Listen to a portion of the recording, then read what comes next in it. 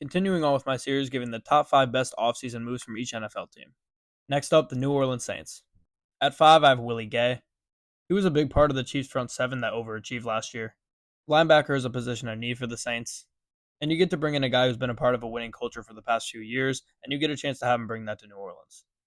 At 4, I have the Honey Badger, Tyrann Mathieu. Matthews had a little bit of a resurgence in his career since coming back to New Orleans. He's been a very integral piece in the Saints defense, and he's played most of the snaps last year. Because he was able to show you that he could stay healthy, it's easy to go sign him to an extension. At 3, I have Kool-Aid McKinstry.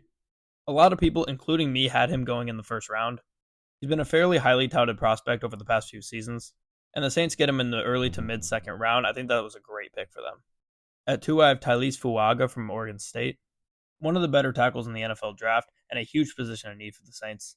While Ryan Ramczyk is still pretty good, Penning was really bad for them last year, and it makes sense to put him on the other side of him. Him and Ramczyk should really be able to protect Carr this year. And speaking of Ramczyk, I have him at number 1. I'm still a really big fan of his, although he is getting older. But he's a staple in the Saints team, and to get him on a cheaper deal makes a ton of sense. I believe in keeping players like him on your franchise, especially when he's willing to take a little bit of a pay cut. Overall, I don't think the Saints had anything special of an offseason, but they didn't have much that they could do. I think they'll continue to be a middle of the pack team next season. Comment what team I should do next.